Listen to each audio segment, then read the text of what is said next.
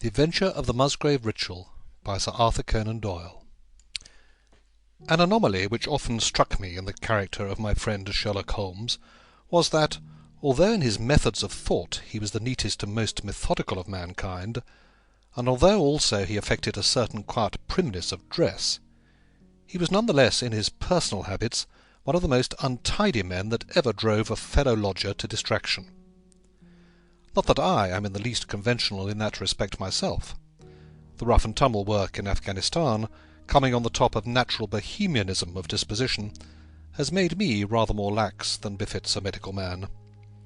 But with me there is a limit, and when I find a man who keeps his cigars in the coal-scuttle, his tobacco in the toe-end of a Persian slipper, and his unanswered correspondence transfixed by a jackknife into the very centre of his wooden mantelpiece, then I begin to give myself virtuous airs.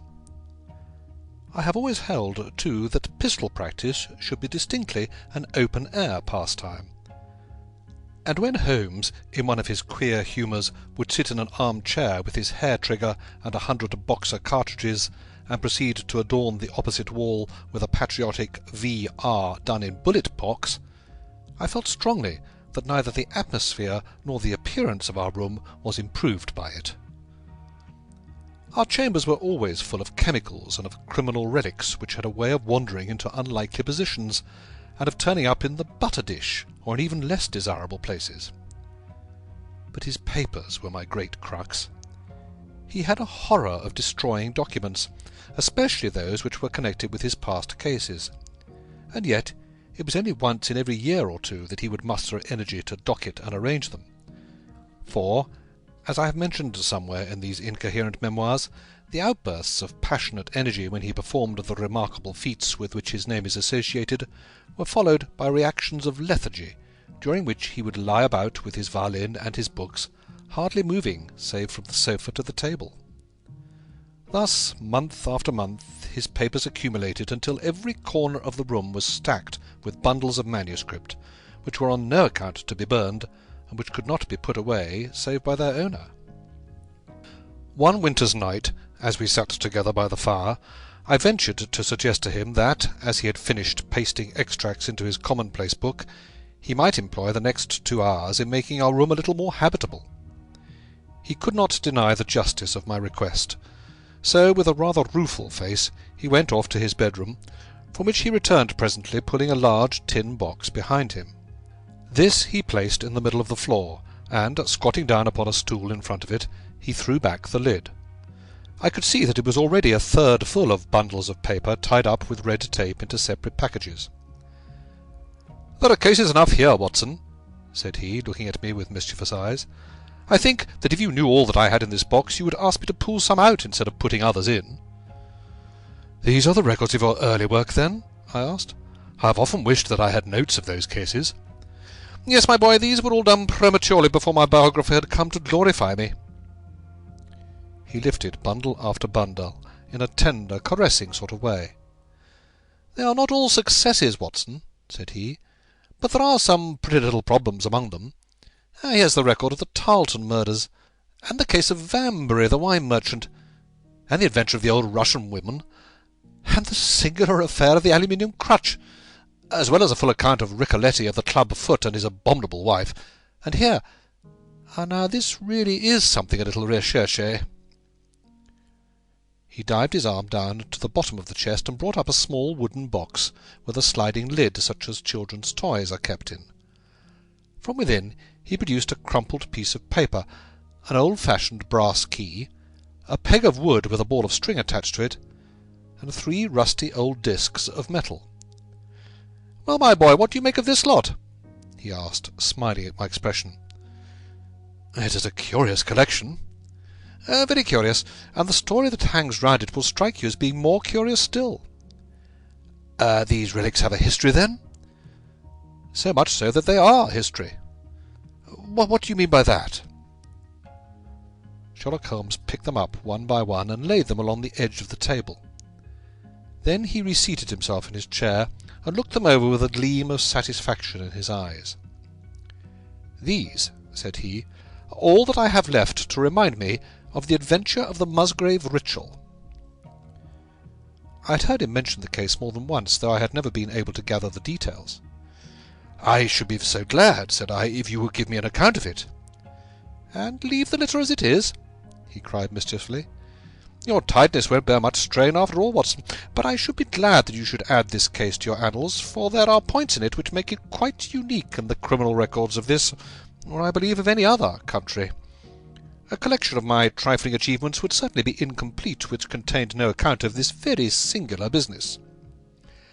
You may remember how the affair of the Gloria Scott, and my conversation with the unhappy man whose fate I told you of, first turned my attention in the direction of the profession which has become my life's work.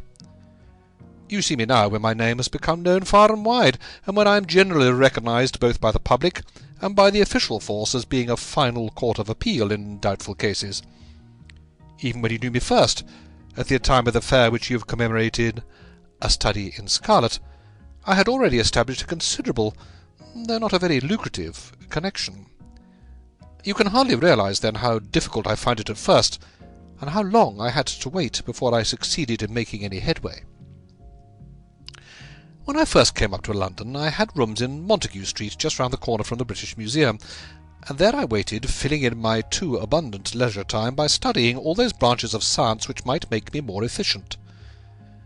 Now and again cases came in my way, principally through the introduction of old fellow students, for during my last years at the university there was a good deal of talk there about myself and my methods.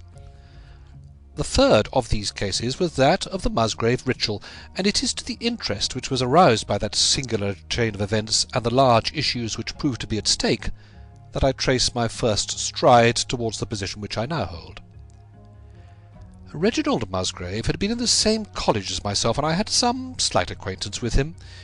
He was not generally popular among the undergraduates, though it always seemed to me that that which was set down as pride was really an attempt to cover extreme natural diffidence. In appearance he was a man of an exceedingly aristocratic type, thin, high-nosed, and large-eyed, with languid and yet courtly manners.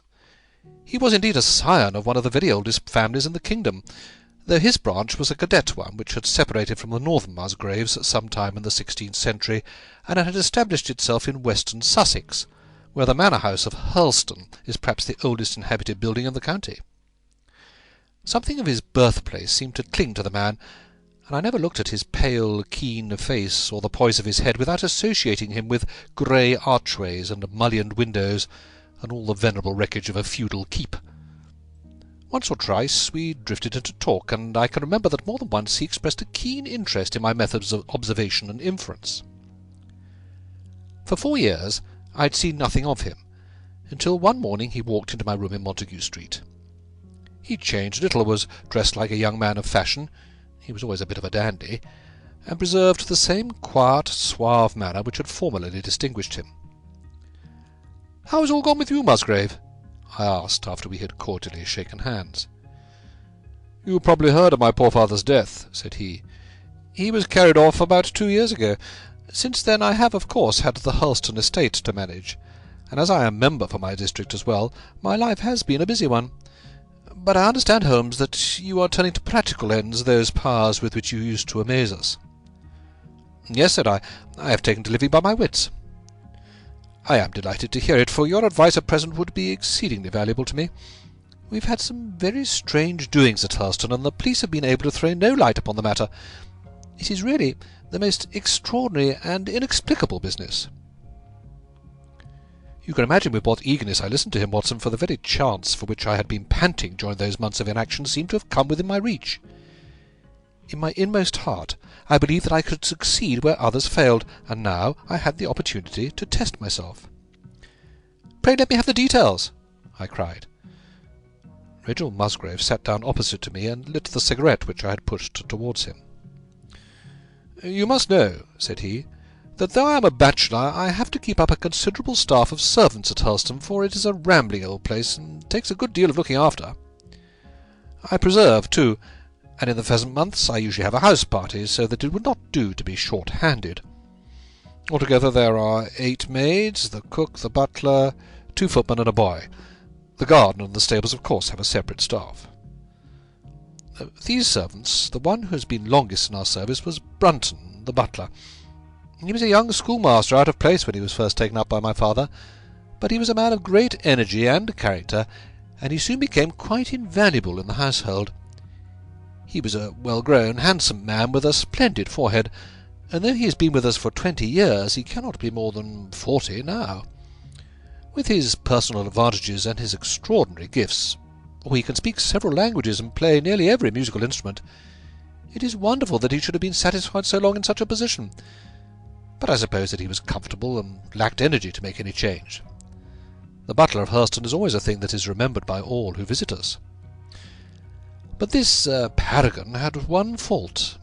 He is a bit of a Don Juan, and you can imagine that for a man like him it is not a very difficult part to play in a quiet country district. When he was married it was all right, but since he has been a widower we have had no end of trouble with him. A few months ago we were in hopes that he was about to settle down again, for he became engaged to Rachel ôhoʊlmz, our second housemaid. But he has thrown her over since then, and taken up with Janet Tregellis, the daughter of the head gamekeeper. Rachel, who is a very good girl, but of an excitable Welsh temperament, had a sharp touch of brain fever, and goes about the house now, or did until yesterday, like a black-eyed shadow of her former self. That was our first drama at Hurlston, but a second one came to drive it from our minds, and it was prefaced by the disgrace and dismissal of butler Brunton. This is how it came about. I have said that the man was intelligent, and this very intelligence has caused his ruin, for it seems to have led to an insatiable curiosity about things which did not in the least concern him. I had no idea of the lengths to which this would carry him, until the merest accident opened my eyes to it. I have said that the house is a rambling one. One day last week, on Thursday night to be more exact, I found that I could not sleep, having foolishly taken a cup of strong café noir after my dinner. After struggling against it until 2 in the morning, I felt that it was quite hopeless, so I rose and lit the candle with the intention of continuing a novel which I was reading. The book, however, had been left in the billiard-room, so I pulled on my dressing-gown and started off to get it.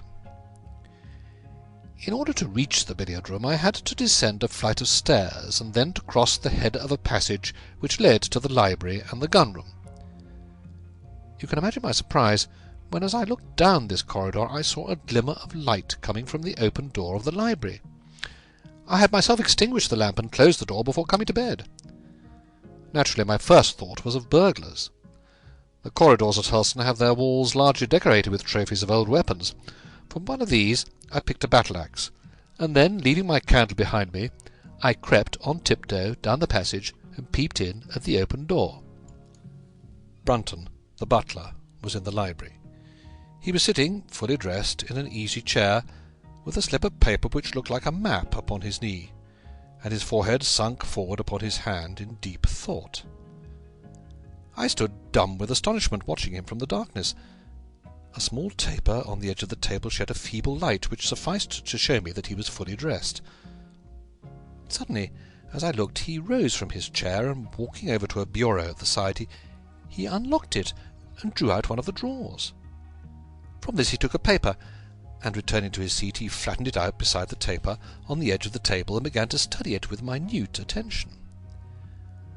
My indignation at this calm examination of our family documents overcame me so far that I took a step forward, and Brunton, looking up, saw me standing in the doorway. He sprang to his feet, his face turned livid with fear, and he thrust into his breast the chart-like paper which he had been originally studying. "So," said I, "this is how you repay the trust which we reposed in you. You will leave my service tomorrow." He bowed, with the look of a man who is utterly crushed, and slunk past me without a word.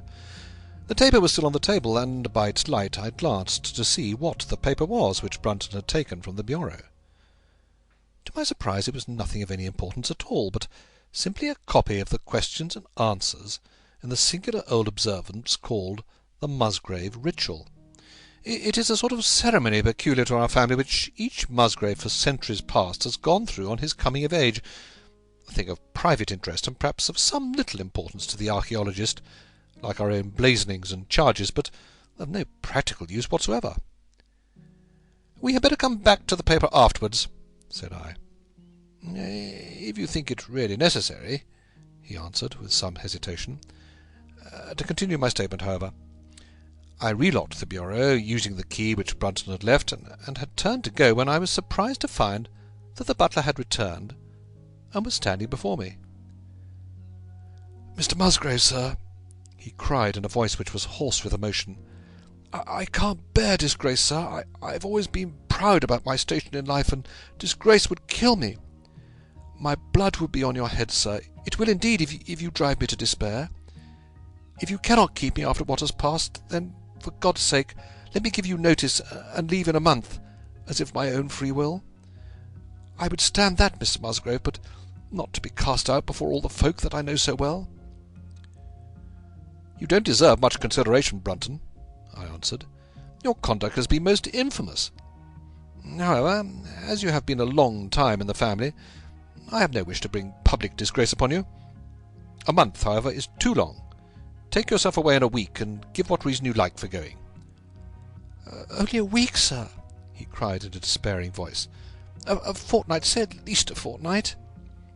"A week," I repeated, "and you may consider yourself to have been very leniently dealt with." He crept away, his face sunk upon his breast like a broken man, while I put out the light and returned to my room. For 2 days after this, Brunton was most assiduous in his attention to his duties. I made no allusion to what had passed, and waited with some curiosity to see how he would cover his disgrace. On the third morning, however, he did not appear, as was his custom after breakfast, to receive my instructions for the day. As I left the dining-room, I happened to meet Rachel Howells, the maid. I have told you that she had only recently recovered from an illness and was looking so wretchedly pale and wan that I remonstrated with her for being at work. "You should be in bed," I said. "Come back to your duties when you are stronger." She looked at me with so strange an expression that I began to suspect that her brain was affected. "I'm strong enough, Mr. Musgrave," said she.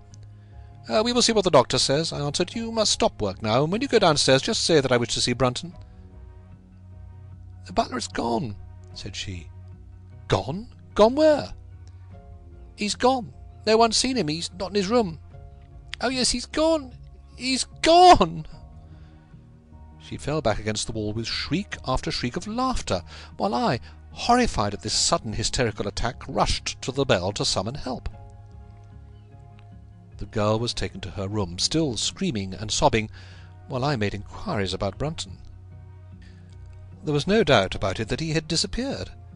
His bed had not been slept in, he had not been seen by anyone since he had retired to his room the night before, and yet it was difficult to see how he could have left the house, as both windows and doors were found to be fastened in the morning. His clothes, his watch, and even his money were in his room, but the black suit which he usually wore was missing. His slippers, too, were gone, but his boots were left behind. Where, then, could butler Brunton have gone in the night, and what could have become of him now? Of course, we searched the house from cellar to garret, but there was no trace of him.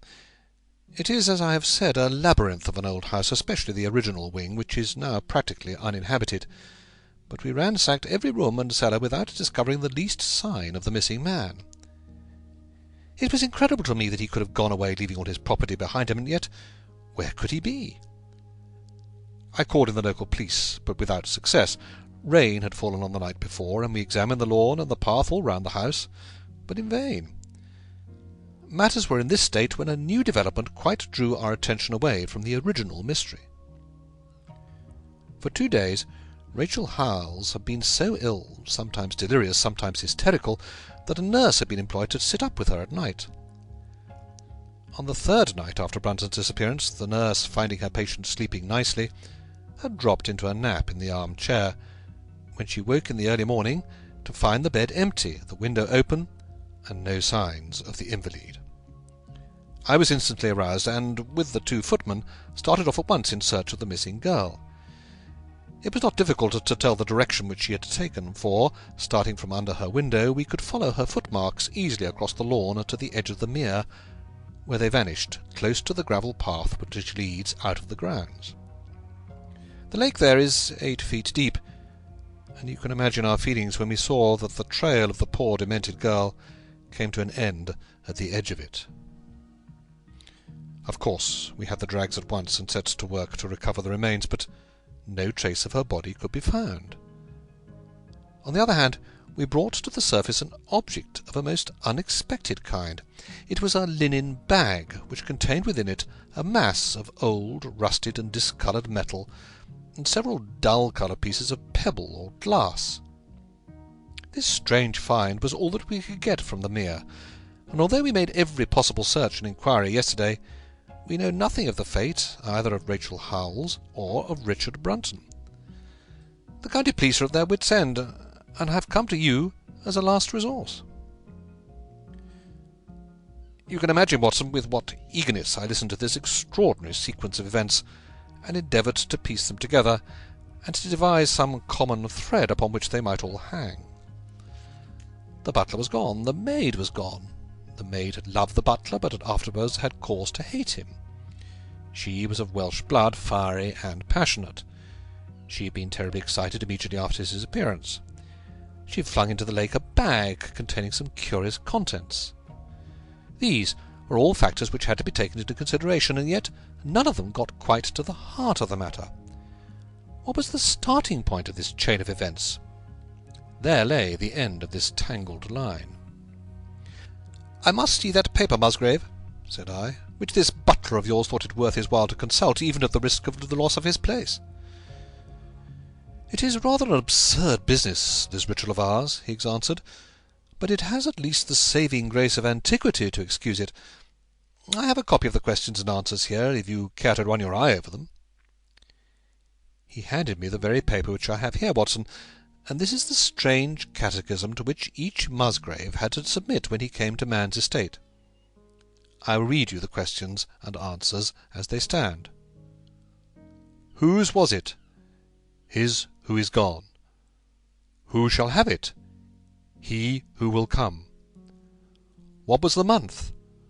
The 6th from the 1st. Where was the sun? Over the oak. Where was the shadow? Under the elm. How was it stepped? North by 10 and by 10, east by 5 and by 5, south by 2 and by 2, west by 1 and by 1, and so under. What shall we give for it? All that is ours. Why should we give it? For the sake of the trust. The original has no date, but it is the spelling of the middle of the 17th century, remarked Musgrave. I am afraid, however, that it can be of little help to you in solving this mystery. At least, said I, it gives us another mystery, and one which is even more interesting than the first. It may be that the solution of the one may prove to be the solution of the other. You will excuse me, Musgrave, if I say that your butler appears to me to have been a very clever man, and to have had a clearer insight than 10 generations of his masters. I hardly follow you, said Musgrave. The paper seems to me to be of no practical importance. But to me it seems immensely practical, and I fancy that Brunton took the same view. He had probably seen it before that night on which you caught him. It's very possible. We took no pains to hide it. He simply wished, I should imagine, to refresh his memory upon that last occasion. He had, as I understand, some sort of map or chart which he was comparing with the manuscript, and which he thrust into his pocket when you appeared.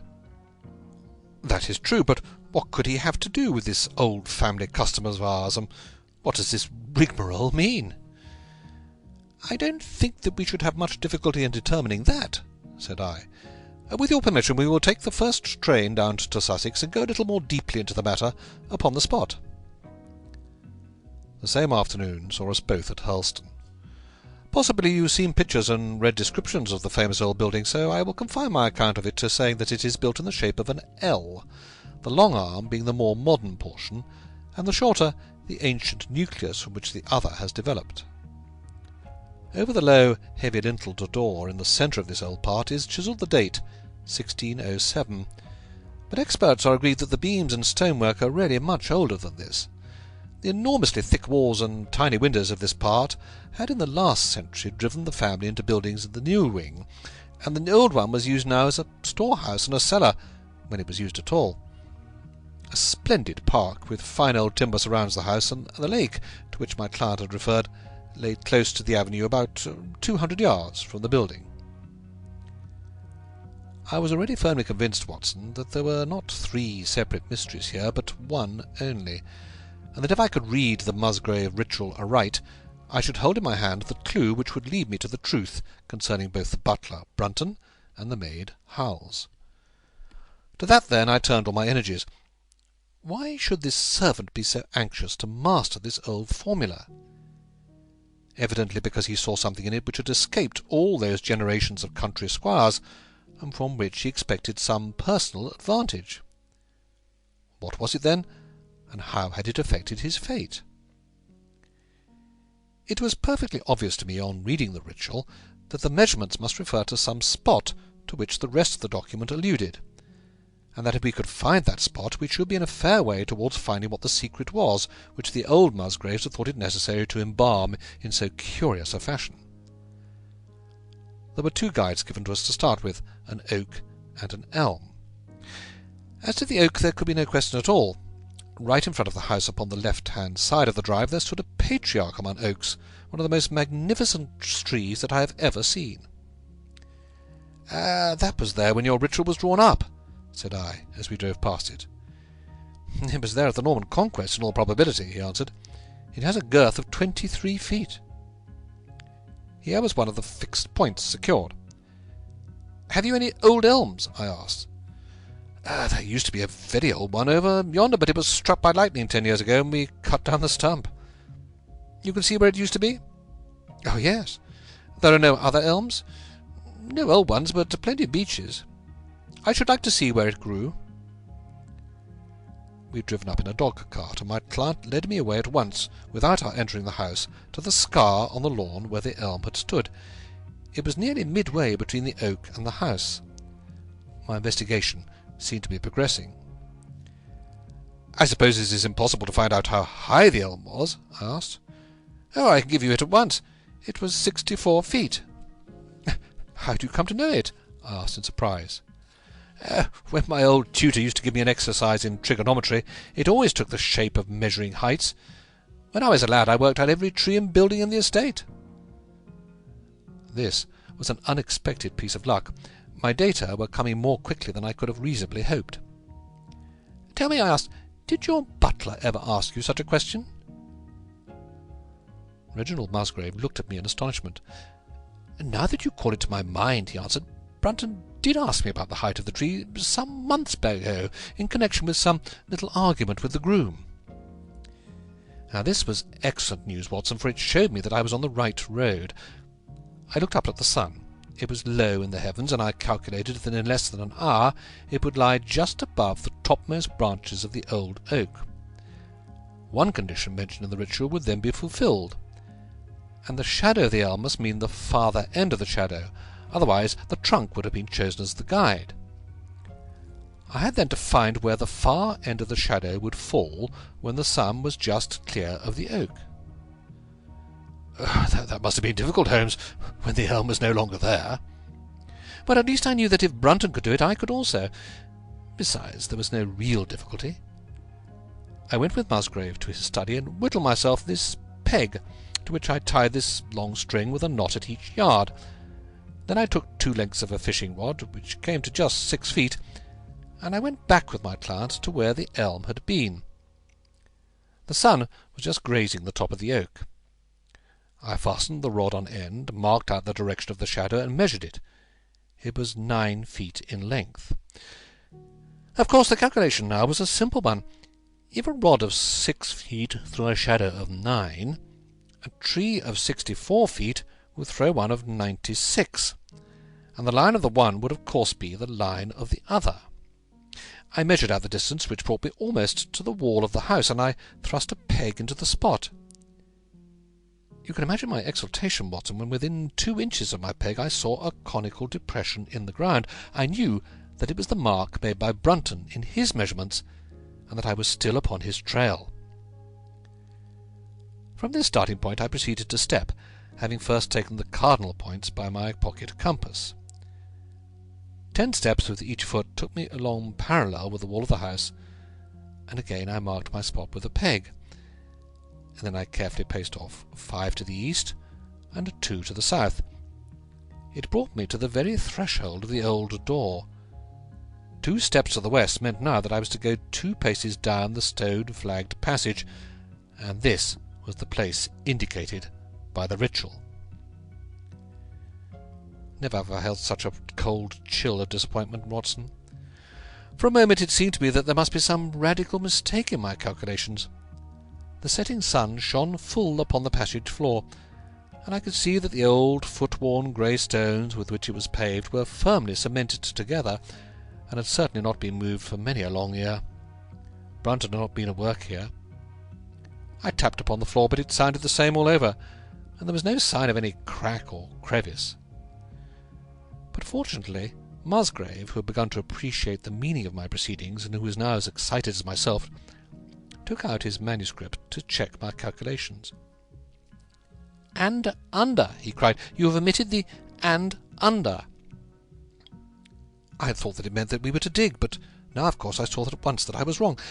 "There is a cellar under this, then?" I cried. "Yes, and as old as the house. Down here, through this door." We went down a winding stone stair, and my companion, striking a match, lit a very large lantern which stood on a barrel in the corner. In an instant it was obvious that we had at last come upon the true place, and that we had not been the only people to visit the spot recently.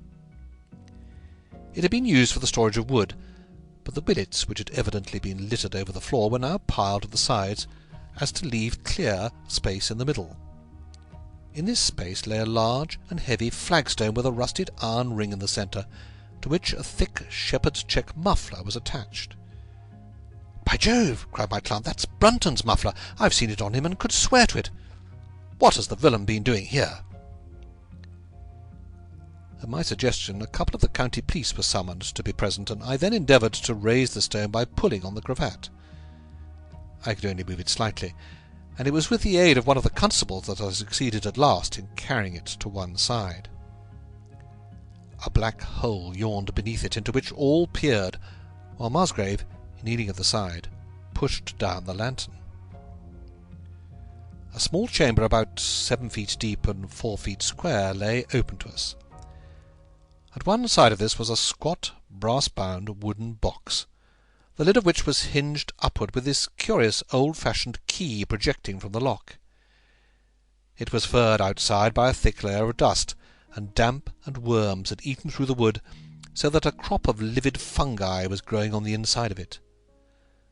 Several discs of metal, old coins apparently, such as I hold here, were scattered over the bottom of the box, but it contained nothing else. At the moment, however, we had no thought for the old chest, for our eyes were riveted upon that which crouched beside it. It was the figure of a man, clad in a suit of black, who squatted down upon his hams with his forehead sunk upon the edge of the box, and his 2 arms thrown out on each side of it. The attitude had drawn all the stagnant blood to the face, and no man could have recognized that distorted, liver-coloured countenance. But his height, his dress, and his hair were all sufficient to show my client, when we had drawn the body up, that it was indeed his missing butler. He had been dead some days, but there was no wound or bruise upon his person to show how he had met his dreadful end. When his body had been carried from the cellar, we found ourselves still confronted with a problem which was almost as formidable as that with which we had started. I confess that so far, Watson, I had been disappointed in my investigation. I had reckoned upon solving the matter when once I had found the place referred to in the ritual.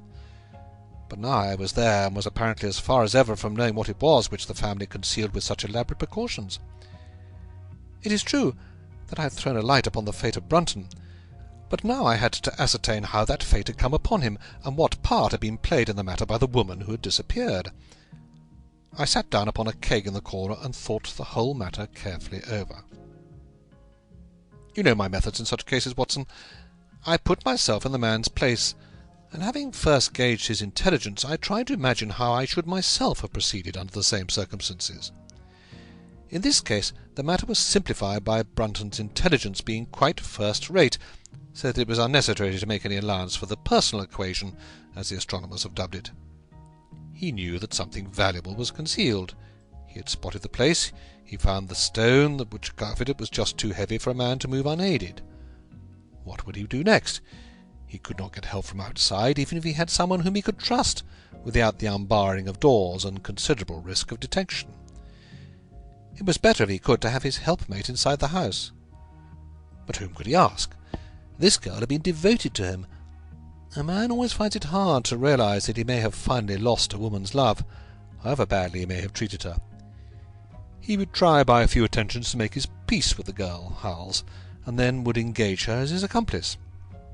Together they would come at night to the cellar, and their united force would suffice to raise the stone. So far I could follow their actions as if I had actually seen them. But for two of them, and one a woman, it must have been very heavy work, the raising of that stone. A burly Sussex policeman and I had found it no light job. What would they do to assist them? Probably what I would have done myself. I rose and examined carefully the different billets of wood which were scattered round the floor. Almost at once I came upon what I expected. One piece, about 3 feet in length, had a very marked indentation at one end, while several were flattened at the sides, as if they had been compressed by some considerable weight. Evidently, as they had dragged the stone up, they had thrust the chunks of wood into the chink, until at last, when the opening was large enough to crawl through, they would hold it open by a billet placed lengthwise, which might very well become indented at the lower end, since the whole weight of the stone would press it down onto the edge of this other slab. So far I was still on safe ground. And now, how was I to proceed to reconstruct this midnight drama? Clearly only one could fit into the hole, and that one was Brunton. The girl must have waited above. Brunton then unlocked the box, handed up the contents, presumably since they were not to be found, and then what happened? What smouldering fire of vengeance had suddenly sprung into flame in this passionate Celtic woman's soul when she saw the man who had wronged her perhaps far more than we suspected, in her power? Was it a chance that the wood had slipped and that the stone had shut Brunton into what had become his sepulchre? Had she only been guilty of silence as to his fate, or had some sudden blow from her hand dashed the support away and sent the slab crashing down into its place? Be that as it might, I seemed to see that woman's figure still clutching at her treasure trove, and flying wildly up the winding stair, with her ears ringing perhaps with the muffled screams from behind her, and with the drumming of frenzied hands against the slab of stone which was choking her faithless lover's life out. Here was the secret of her blanched face, her shaken nerves, her peals of hysterical laughter on the next morning. But what had been in the box? What had she done with that? Of course, it must have been the old metal and pebbles which my client had dragged from the mere. She had thrown them in there at the first opportunity to remove the last trace of her crime. For 20 minutes I sat motionless, thinking the matter out. Musgrave still stood with a very pale face, swinging his lantern and peering down into the hole. "These are coins of Charles I," said he, holding out the few which had been in the box. "You see, we were right in fixing our date for the ritual." "We may find something else of Charles I," I cried, as the probable meaning of the first 2 questions of the ritual broke suddenly upon me. "Let me see the contents of the bag which you fished from the mere." We ascended to his study, and he laid the debris before me. I could understand his regarding it as of small importance when I looked at it, for the metal was almost black, and the stones lustreless and dull. I rubbed one of them on my sleeve, however, and it glowed afterwards like a spark in the dark hollow of my hand. The metalwork was in the form of a double ring, but it had been bent and twisted out of its original shape. "You must bear in mind," said I, "that the royal party made head in England even after the death of the king, and that when they at last fled they probably left many of their most precious possessions buried behind them, with the intention of returning for them in more peaceful times. My ancestor, Sir Ralph Musgrave, was a prominent cavalier, and the right-hand man of Charles II in his wanderings," said my friend. "Ah, indeed," I answered. Well, now, I think that really should give us the last link that we wanted. I must congratulate you on coming into the possession, though in rather a tragic manner, of a relic which is of great intrinsic value, but of even greater importance as a historical curiosity." "What is it, then?" he gasped in astonishment. "It is nothing less than the ancient crown of the kings of England." "The crown?" "Precisely. Consider what the ritual says. How does it run? 'Whose was it? His who is gone.' That was after the execution of Charles. Then, 'Who shall have it? He who will come.' That was Charles II, whose advent was already foreseen. There can, I think, be no doubt that this battered and shapeless diadem once encircled the brows of the royal Stuarts." "And how came it in the pond?" "That is a question that will take some time to answer." And with that I sketched out to him the whole long chain of surmise and of proof which I had constructed. The twilight had closed in, and the moon was shining brightly in the sky before my narrative was finished. "And how was it, then, that Charles did not get his crown when he returned?" asked Musgrave, pushing back the relic into its linen bag. "Ah, there you lay up your finger upon the one point which we shall probably never be able to clear up. It is likely that the Musgrave who held the secret died in the interval, and by some oversight left this guide to his descendant without explaining the meaning of it. From that day to this it has been handed down from father to son, until at last it came within reach of a man who tore its secret out of it, and lost his life in the venture. And that's the story of the Musgrave ritual, Watson. They had the crown down at Hurlston, though they had some legal bother and a considerable sum to pay before they were allowed to retain it.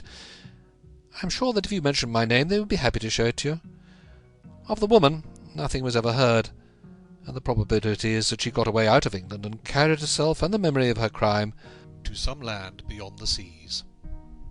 End of The Adventure of the Musgrave Ritual,